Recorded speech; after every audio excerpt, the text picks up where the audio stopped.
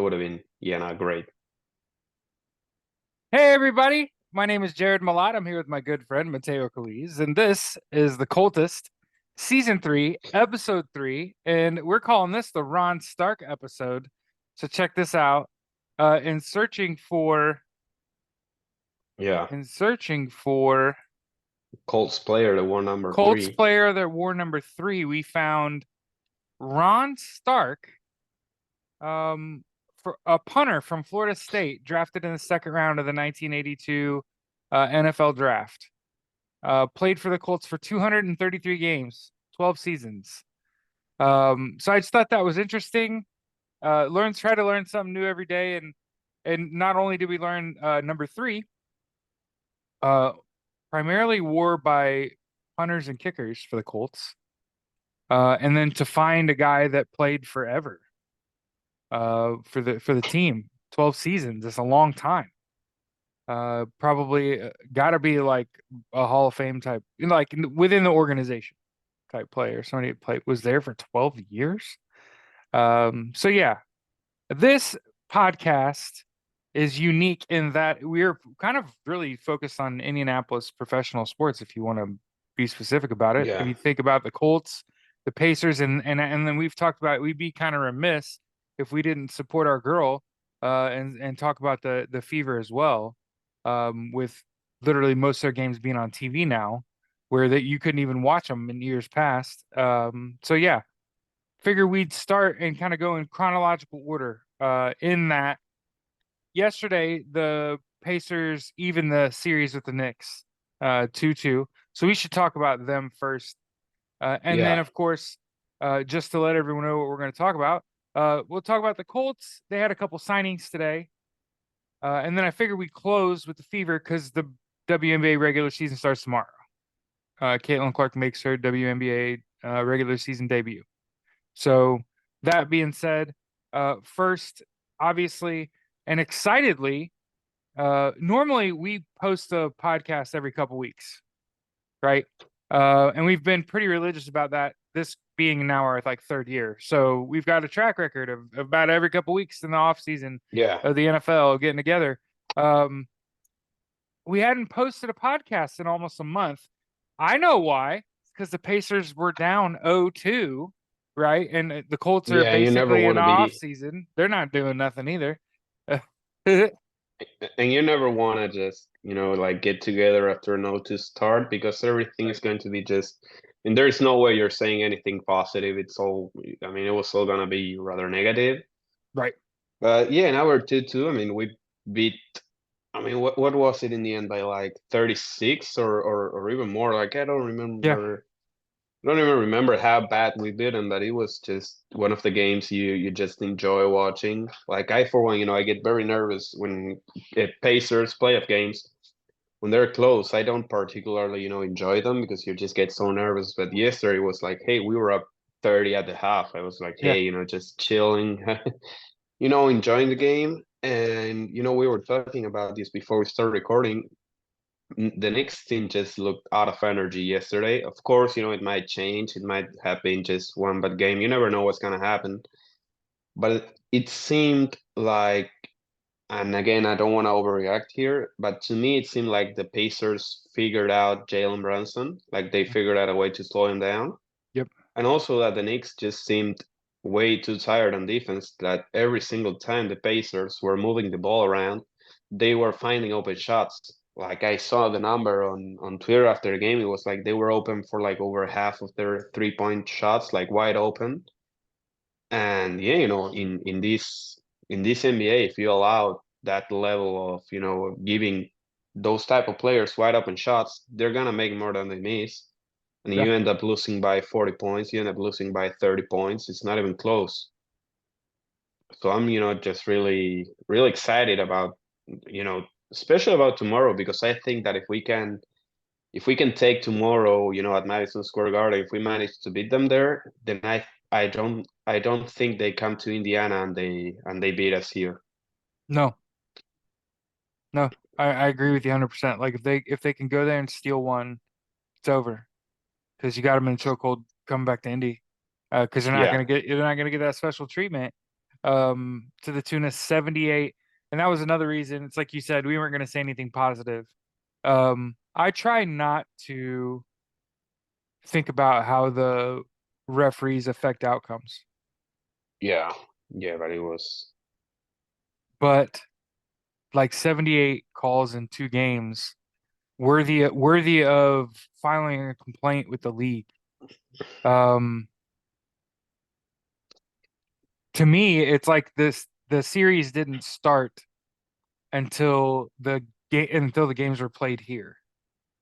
And I say that kind of jokingly, like because Pacers fans are such fair weather fans that it was probably like playing in an airport. You know what I mean? Like it wasn't that loud. And I'm being a smartass. Like when you come here, it feels like you're playing on hollowed ground. That's what the players have said. Like playing in Indiana, like not necessarily in Gainbridge, but like playing basketball in Indiana feels like you're playing on hollowed ground.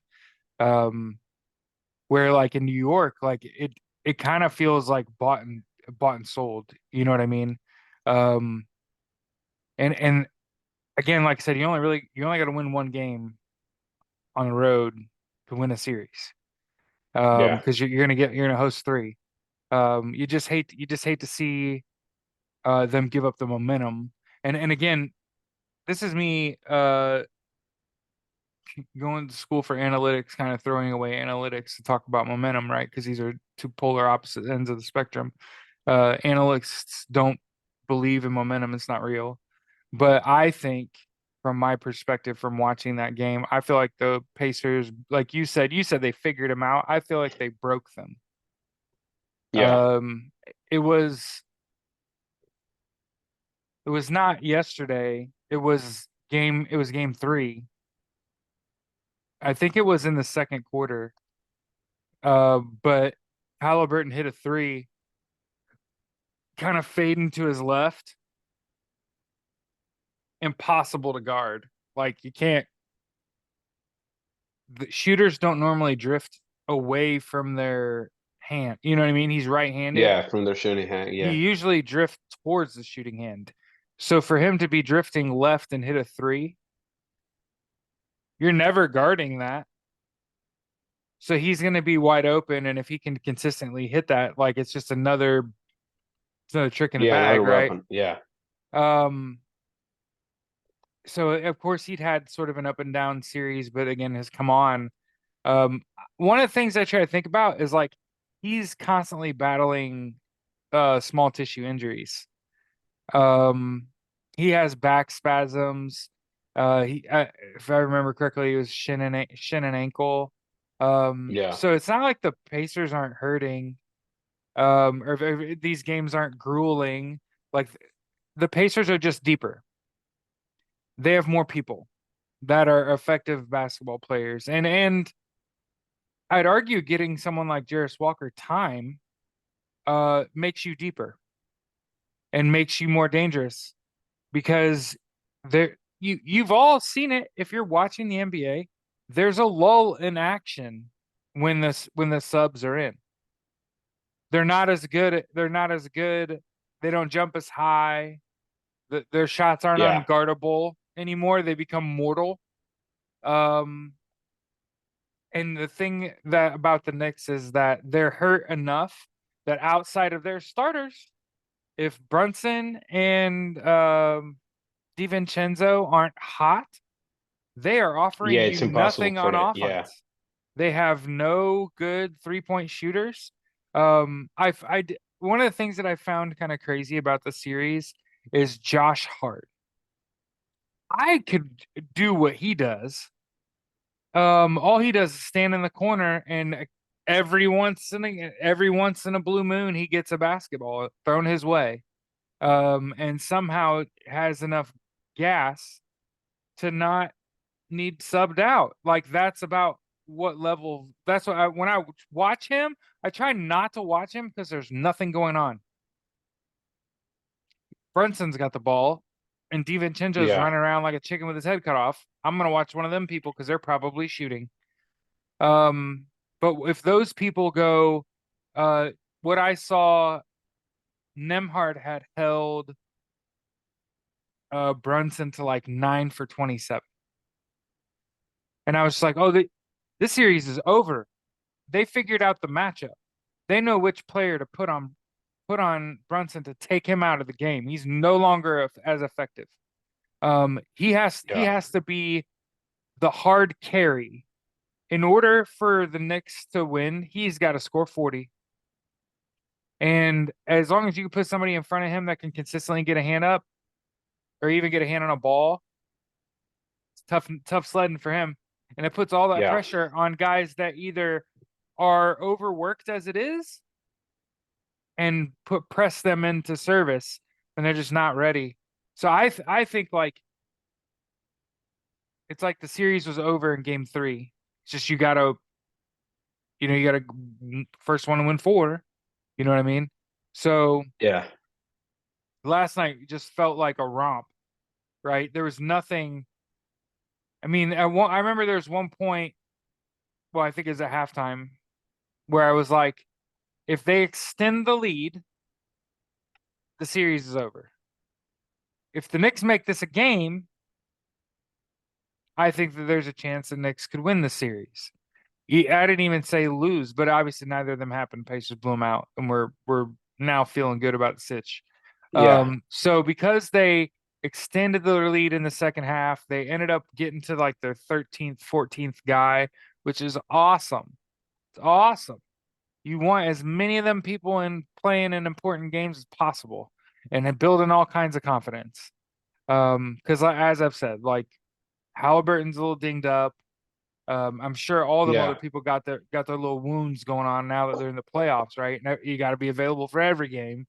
Um, so yeah, obviously feels good to have Claude back into this one, and obviously got to play that big game tomorrow night, right? Yeah. Yeah. Um, I believe if we manage to win tomorrow, then we win the series because I think that at home we are much better than them mm, and we should be able to beat them. I think if we lose tomorrow, then I think it's getting really, really hard.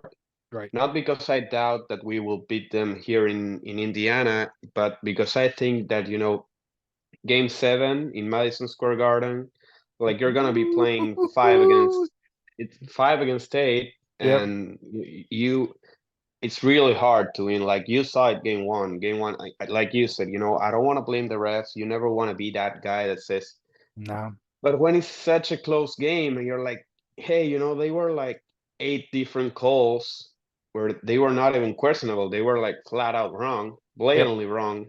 And the 8 calls went against the same team. You're like, okay, like even former refs came out, they said it like, hey, sometimes the NBA, in the NBA, the NBA favors big market teams. Yep. I think that a game 7 in Madison Square Garden, you're gonna get refed the fuck out of the game. Like you won't be able to be like 5 feet away from Brunson. It's a foul, and you will not get a single call, and that frustrates you as a player. Of course, I getting think the NBA just is going to crack down on it. I think yeah, that they yeah, realize like the thing about it, like if I'm the NBA, I don't want to see the Knicks in the next round. They're dead bodies in the finals, in the Eastern Conference Finals. They're laying down to whoever they play against. If that's Boston and Indiana, oh, that's like a rivalry in the making. Um, it would be great because like think about the connection between like New England and Boston. So it's kind of reigniting that sort of like coastal rivalry, coastal mainland kind of rivalry. Um, Obviously Indiana is becoming like a sports mecca. So like a team like the Boston Celtics, that in my eyes, I think they're kind of picked to represent the Eastern Conference this year. yeah, Um, I think the Pacers' depth can give them hell. And again, put the Boston Celtics in a situation where if you're going to beat us, you're going to have to play your starters for 40 plus minutes, and they're going to have to play out of their minds in order to beat us in a series. And I just don't think that whole teams of people are built like that anymore. People are so specialized, especially like at the NBA, especially we're in deep in the playoffs now. we're not in the first round anymore, right? So like all these teams are like the elite teams in the NBA, like they have specialists, people that like are just playing a select group of minutes with a specific purpose in mind, right? And I kind of think like it's like we've kind of talked about in years past, like the Pacers are drafting the best basketball player, right? Yeah, And so there's a reason that continuing to draft and procure athletes that like are versatile and can play a multitude of roles. You know, like the Pacers employ an enforcer now. You know what I mean? Like that's a relevant body on a like yes, he gets in there and battles for basketballs. He's a black belt in jiu-jitsu. yeah, He is keeping games from getting violent, and somebody getting unnecessarily hurt. Because I feel like his presence keeps people calm, like, because he straight up told somebody in a basketball game, like, dude, I'll beat your ass. Like, you know what I yeah, mean? Like, yeah. He kept leaning forward, Portis. talking to him. Yeah, He shut Portis down. I mean, and if I'm an opposing player, you're not calling the bluff on that one. You're like, hey, this good. And this guy ain't messing around. Like this is a guy who legit, I mean, not legally because what he would be able to do to another human being is definitely not legal. right, But yeah, this is a guy that if push comes to shove, he will put me in the hospital without a right. doubt. So like the Pacers obviously in a really good spot. And then hey, let's kind of switch gears a little bit. Let's talk about the Colts. Um, so interestingly, today in Colts news, the Colts signed the two offensive linemen they drafted. They drafted sort of like a guard tackle and a center or a center guard. Again, you're always hoping for Hmm. versatility. Um, Yeah, but it's a yeah, center guard and a tackle guard. yeah. It's So Bortolini and the other one, I don't know if it's Gonsalves or Goncalves. I don't know how it's pronounced. I don't know. Yeah, I'm those trying to are two think of hard names. a soft C. Doesn't make Gonsalves, sense. perhaps. Goncalves seems to make more sense. Well, let me check. I just Luckily, don't. Pro Football Reference. Oh yeah, there's no pronunciation here. Yeah, I mean Great. Matt. I mean he's Matt. Yeah, Ah, here it is. Yeah, it's Gonsalves. it's Gonsalves. Yeah, Okay. So Gonsalves was one of the Colts like favorite targets pre-draft. That they kind of spoke highly of, that this was a guy that we targeted and wanted to make sure that they even moved up to get him, if I remember correctly. yeah, So obviously solidifying so the sort of future of the Colts offensive line, or at least in the interim, right? Like something were to happen. And I'd kind of posited in our Discord chat, I'd talked about today where tying up this contract with the center, it kind of makes me think that Ryan Kelly may be on like the way out or done, yeah, right? Yeah, obviously being on the last year of a contract, and of course, like it almost takes your breath away to think about like, oh, instability at the center position. You know what I mean? Like, but that's because Ryan Kelly's been here longer than Chris Ballard, right? So obviously sewing up the offensive line, getting their contracts taken care of means those guys are making the team pretty much. yeah, Signing them to contracts, you've seen enough.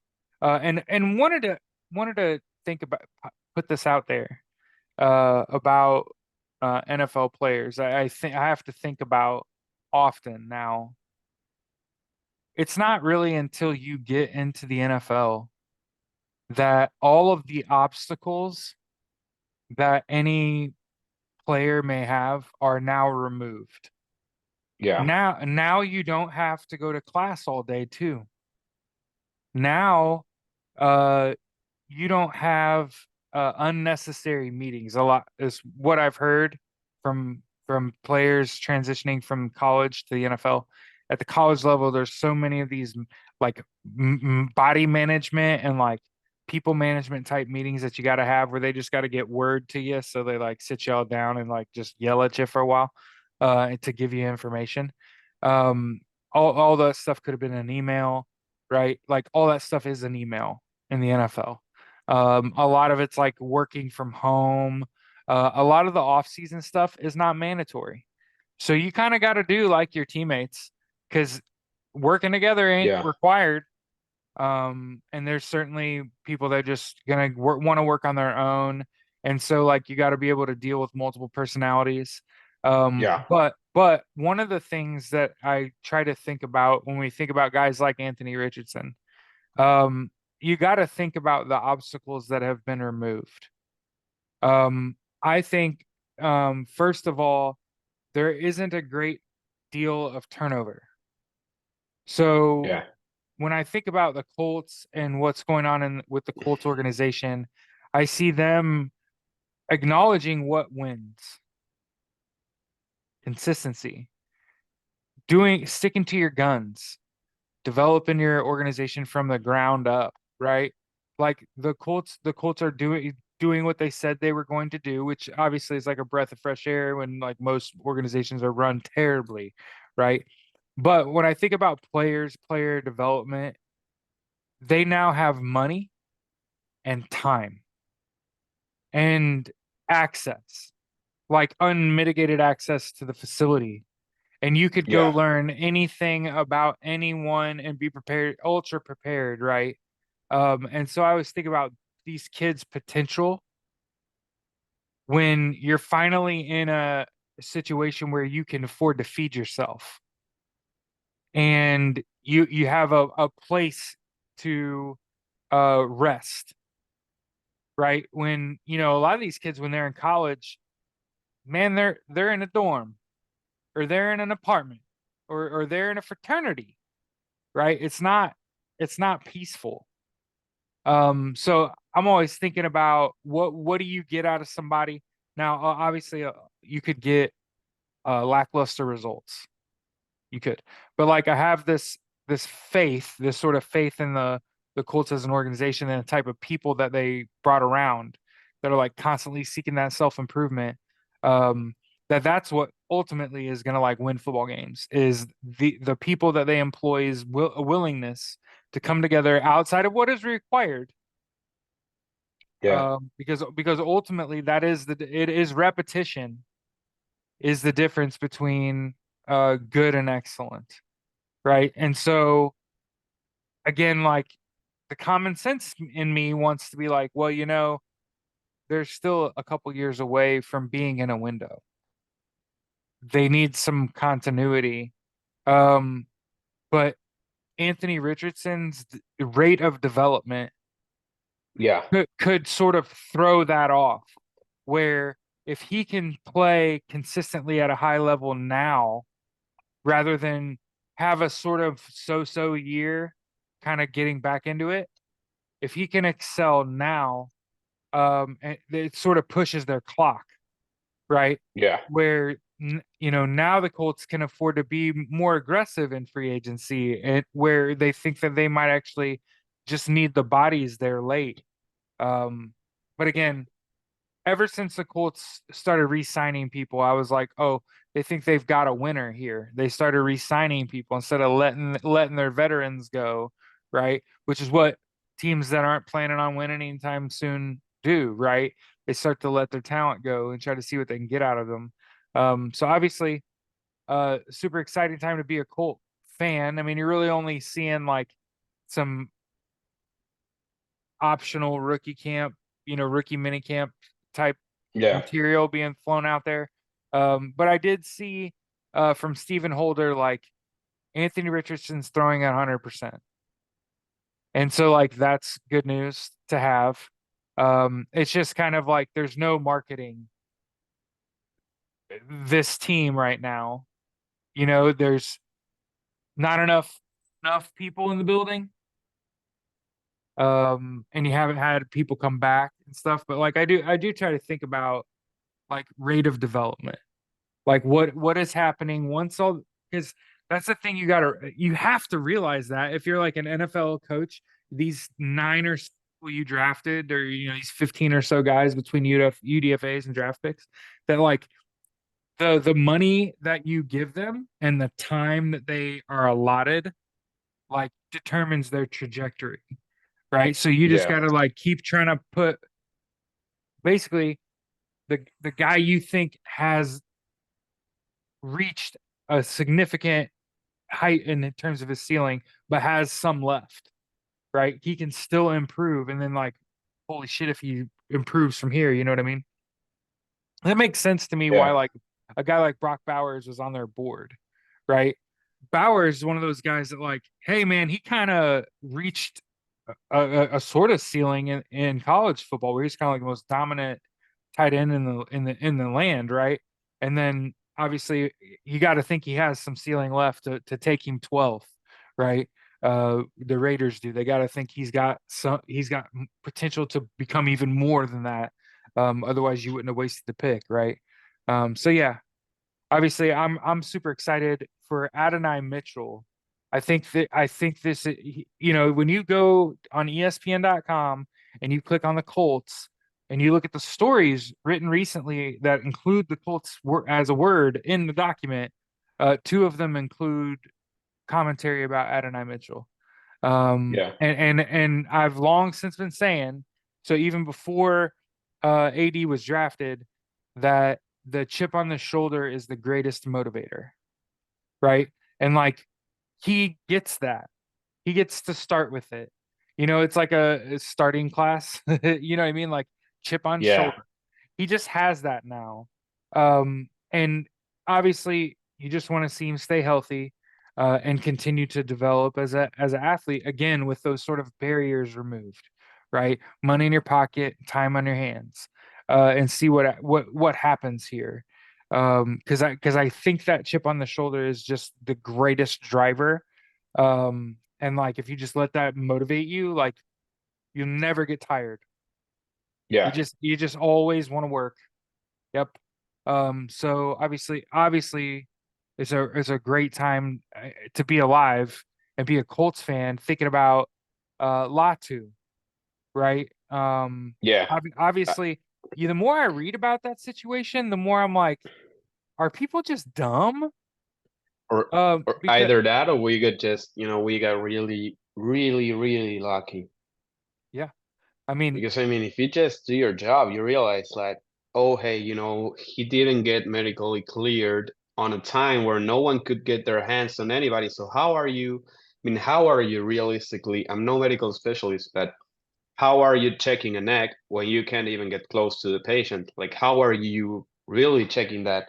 And I believe that, of course, the doctor probably was like, hey, if this guy is not ready and I clear him, like I lose my license, I can't practice, medicine right, anytime in my life again. So just say he's not clear. right, And yeah, that's just worst case scenario. He gets cleared a year later, which is what happened. He got cleared back to play. He's healthy. He played all like they were not no.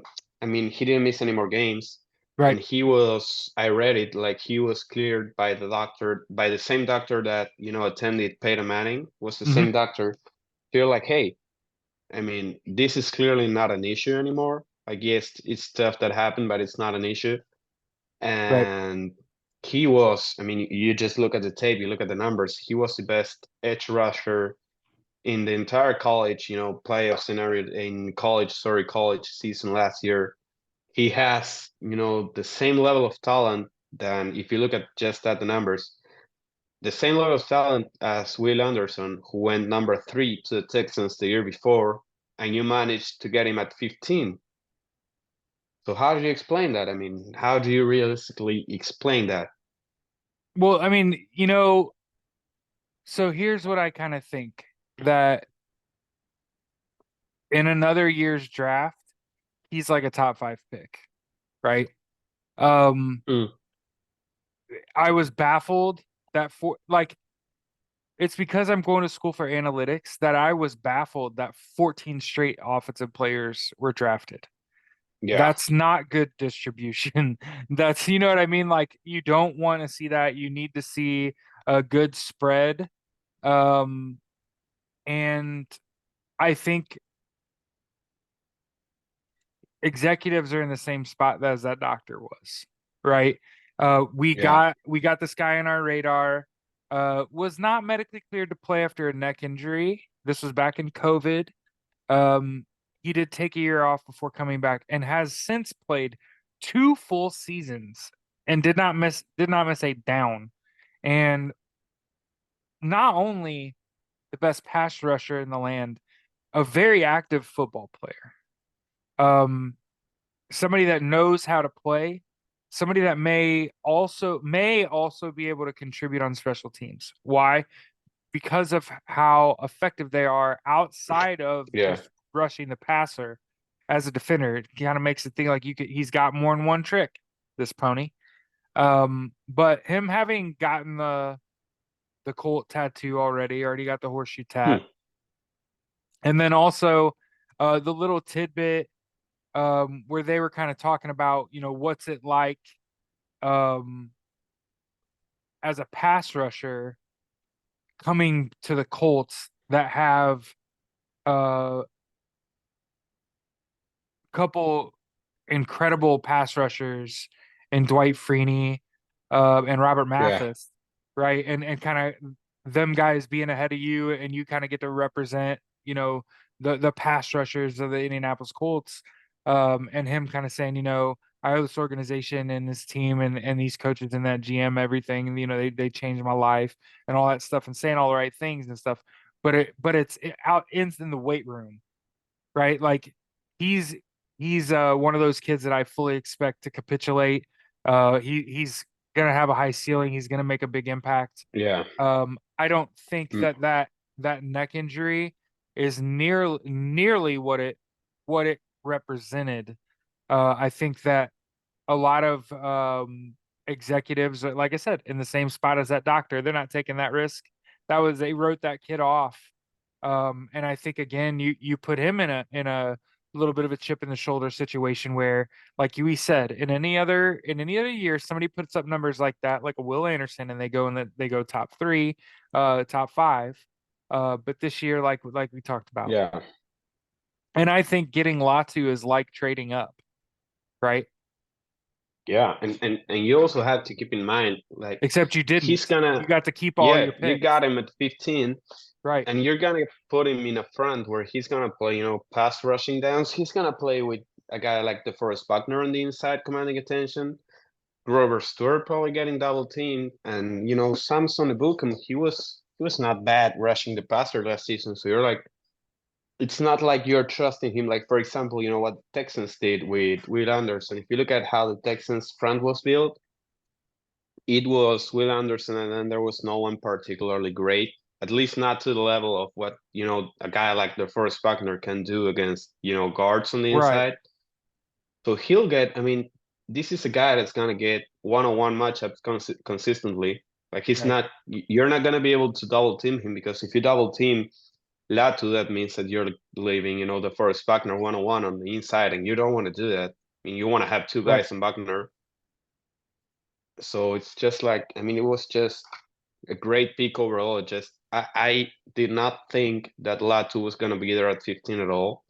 Right. Like, I had him going like in the 6 to 8 rank, and I thought that was just too far. I Right. mean, I thought, hey, whoever's getting this guy at 6, whoever's getting this guy at 8 is getting a steal, because this is a really good football player. Yeah. And when he was down there at 15, I was saying, please, God, please don't get a guy. I mean, please don't get a receiver. Please don't get anyone other than this guy, because this is a guy that can transform your defense. Right. And hopefully, he remains healthy and he does just that. Yeah. Keep in mind when we think about, I had posted it on Facebook. Uh, when you think about the pass rush, the Colts had I think 46 sacks last year, which ranked 10th in the NFL. But had no players with 10 or more sacks. So if I just told you that going into a draft, how likely is it that you spend a high draft pick on a pass rusher? Pretty good. So when the 15th pick gets there and the whole world's your oyster, right? There'd been Yeah. 14 offensive players. It means you had your pick of the litter. You could have had anyone. You could have took a DB, and you didn't. I think a lot of people are going to say that that's going to come back and bite the Colts. I disagree. And I think I brought this up before, but I must say it again anyway. So a few years ago, Sean McVay is being interviewed after he wins the Super Bowl. And keep in mind, this was that Jalen Ramsey defense, right?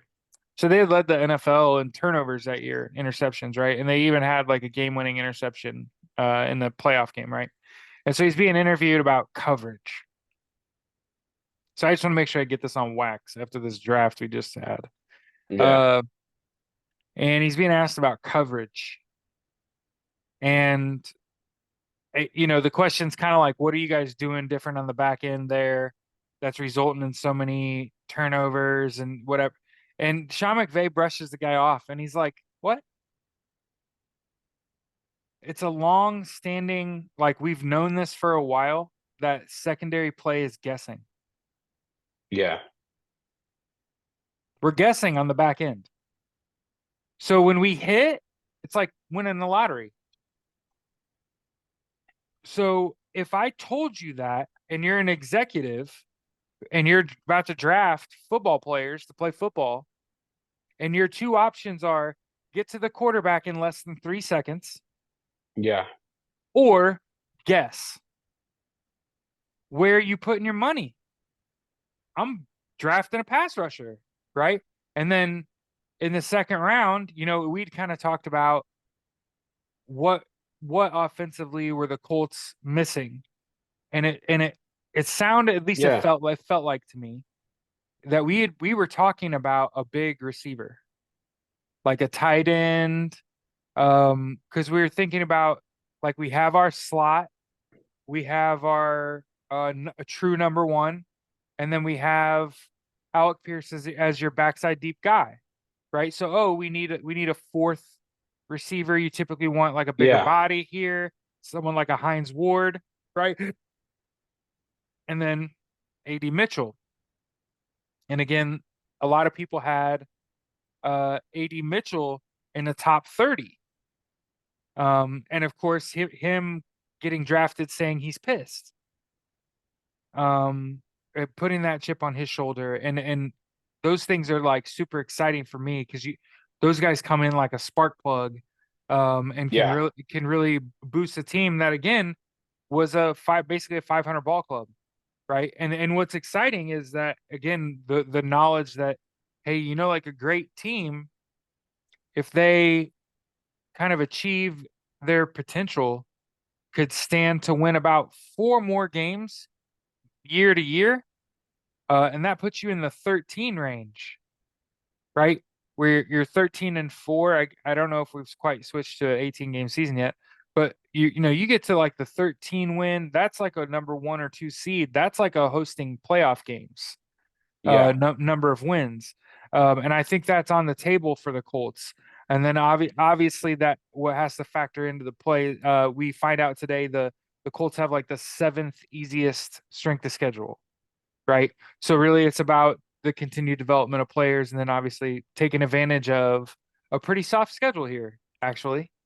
And then I figure, brother, we burnt all this candle talking about the Pacers and the Colts, so we ought to wrap this bad boy up talking about the Yeah. Indiana The Indiana Fever. Fever. Actually, I actually have watched now both of those preseason WNBA basketball games for the first time ever, to get a Yeah. glimpse. I had made this joke, but now I get to make it on my podcast. Um, watching Caitlin Clark play basketball is like watching someone who really knows how to play basketball at a high level play NBA 2K on rookie. Like her level of confidence that I'm going to make this shot, you can, and I'm joking, you can only develop that playing 2K on rookie. You're not hitting that stuff on the hardest difficulty levels. So that's the joke. Like she just plays 2K on rookie and like figures, Yeah. if I can get it off, it's going in. Like that's kind of how it looks when she plays. Like she's already in WNBA, and I get it's preseason, Jared. Sure, whatever. Those are Yeah. Yeah. starters. Those are starters she's And doing this she's on. just a rookie, and yeah, I don't give like.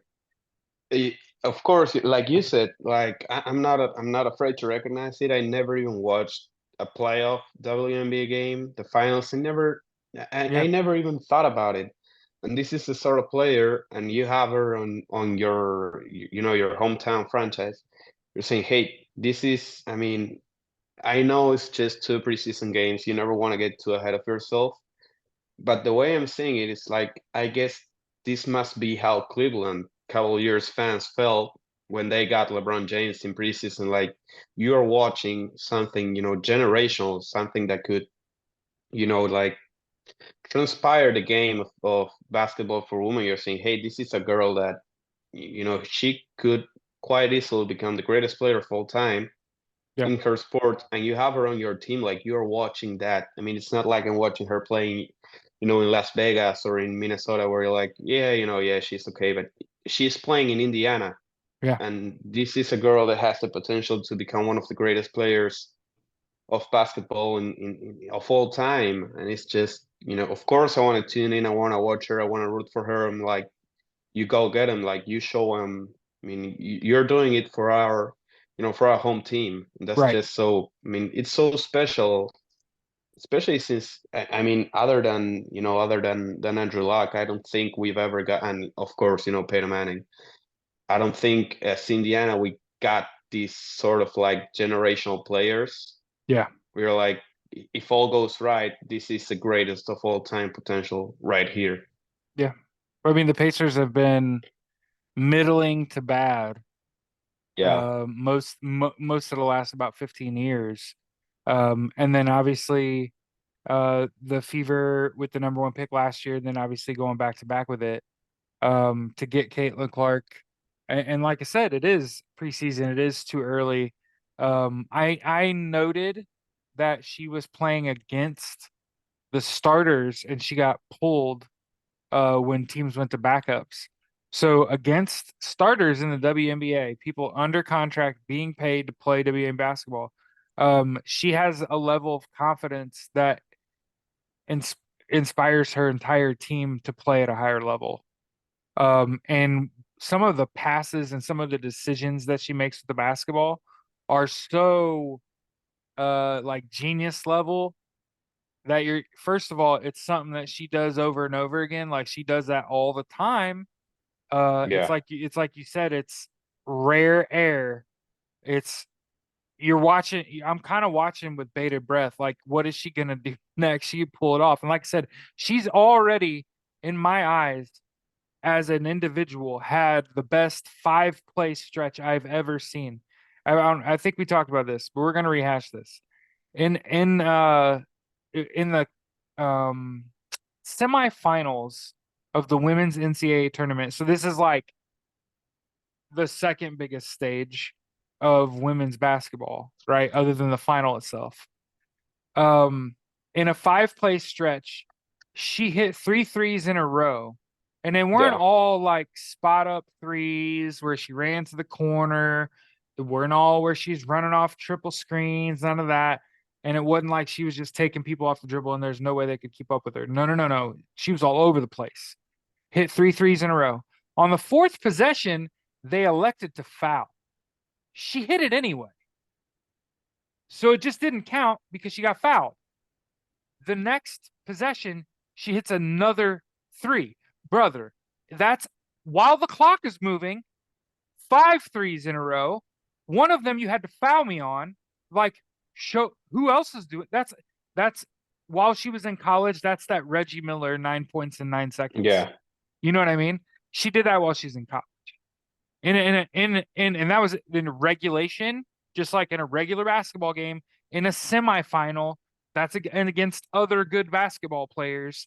yeah, And like I said, I'll just again, I'm going to talk a lot tonight about that chip on your shoulder. Even though she was already the GOAT, I won't forget Diana Taurasi saying like, "Oh, I have questions about whether her game will translate." Baby girl, them yeah, questions are over with. And the regular season starts tomorrow. I have no questions. I only wonder how high can she fly?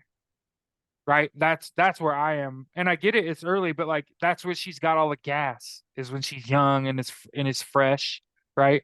And I think you watch that team play and the way they move up and down, especially when you get a girl like Caitlin Clark that can push the basketball.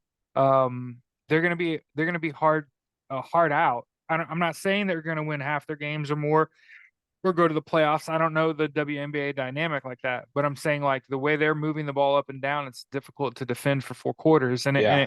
it kind of does remind you of the Pacers in that they are a little deeper because they've been bad. You know what I mean? So it's again, I've been saying it's like a great time to be a professional sports fan in Indiana ish, right? Like, Yeah.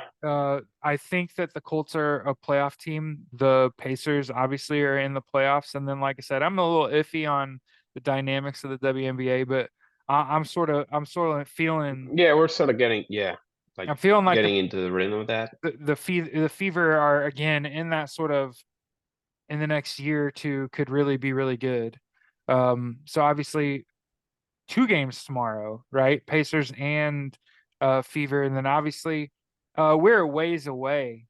We're a couple months away from mandatory training camp. I guess you might have a little bit OTA ahead of us, Yeah. and some more contract signing. But going to be a pretty quiet summer for the Colts. Remember, they re-signed Yeah. everyone, right? So it's not like they've got a bunch of transactions to sew up. They already did all that. So yeah, it's going to be a lot of Pacers talk as long as they're in it, and then obviously we get to talk about the Fever, Yeah, the again, Fever, and who then again I think are anything going to be a close to. tough out all year. So I'm excited to. Obviously, we'll try to get together a little more often than once a month. But like I Yeah. said, we kind of are cold and calculated, just like anyone else. Like, who wants to put a podcast out when we're down 0-2? You know what I mean? That's not fun. I'm not gonna have much nice things to say. Yeah, it's But gonna be all doom and gloom. let us crawl back into the series, and I'll come out here and run my mouth. That's about how it work. Yeah. Um, but hey, It sounds like shit when you say it. my name is Jared Malott. Again, I'm here with my good friend Mateo Coltist. This is the Coltist, season 3, episode 3. Thanks for listening. Yeah. One of the things I notice when I look at the analytics for our podcast is that people actually listen to the whole thing. We may not get a million views, but the people that are listening to the whole thing. So we do appreciate that. Have a great week. And like I said, we'll see you in a couple weeks. Okay.